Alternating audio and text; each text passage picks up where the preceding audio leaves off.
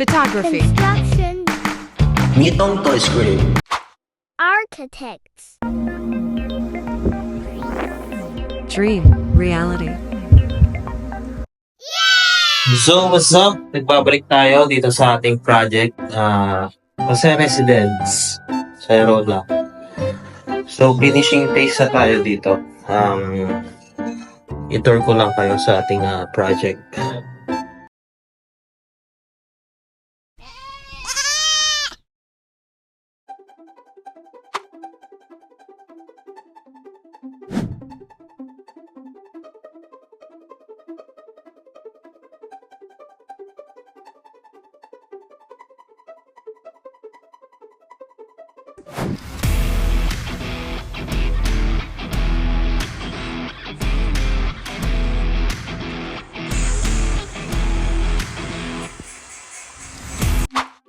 So, sa residence is a 4-bedroom residential. So, scope of works natin ngayon, finishing phase. Painting, tiles, interiors, exterior. So, yun yung scope of works natin. So, check natin guys. So, welcome sa ating living area. Up to sa ating kitchen. So, dito ginagawa natin yung flooring tiles. Ayan yung ating mga wall. Naka wall primer na. And makinis na siya. Ready na siya sa top coat. Then, yung ating mga wall cabinet, ginagawa na rin siya. Pati itong ating bar counter. Then, dito sa ating bar counter, ilalagay natin granite slab. Dito naman sa ating exterior, naglagay tayo ng wall PVC cladding. Meron din tayong PVC cladding sa ating bar counter. Naglalagay din tayo dyan ng maliit na chandelier lang. And then dito tinatapos natin yung ating mga cabinets na ilalagay. So pinipinturahan na lang natin siya. So, sa ating mga cabinets is stucco yung finish niya. And then, dito sa ating porch, kung papansin nyo, standard finish lang. Yung mga ginamit natin ng mga colors is earth tone, like beige, light yellow. So, ilang colors lang yung ginamit natin dito. Nag-iba lang siya sa mga rooms dahil iba-iba yung theme na gusto ni owner. Ayan, project turnover tayo.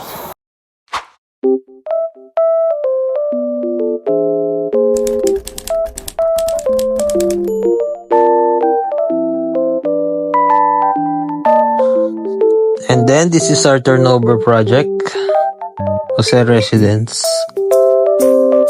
So, ginawa na natin tong ating final presentation ng ating last day.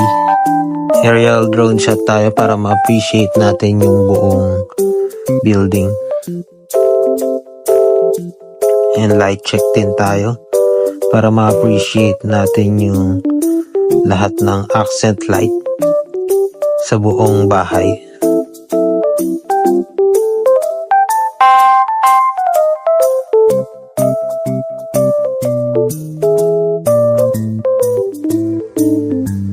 Ayan, nandito na ngayon tayo sa ating garage.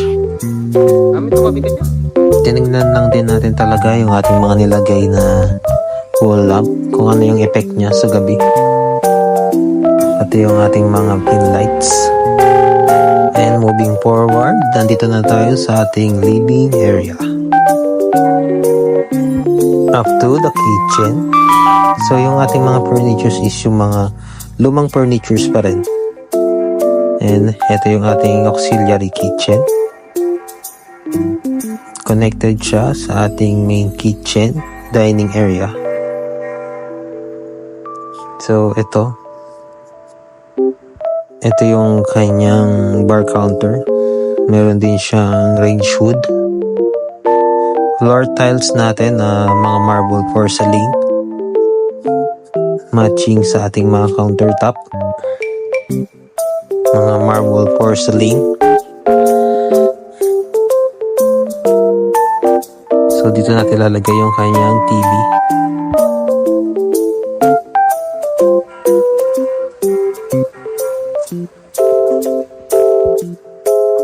Minimalist lang din talaga yung ating finish and light colors para ma-appreciate natin yung luwag ng ating build. And then ito yung ating mga bedrooms.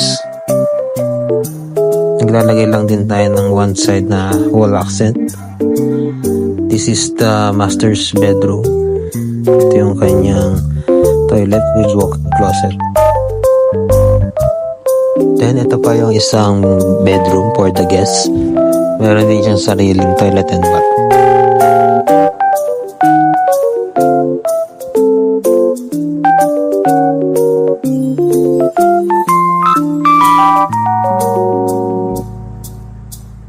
And that's it. Ito na yung ating finished project. Jose Residence, a 4-bedroom bungalow residence located at Mabini, Heron, Tarlac. So follow nyo lang kami sa aming page, Casa Verde Architects. Thank you.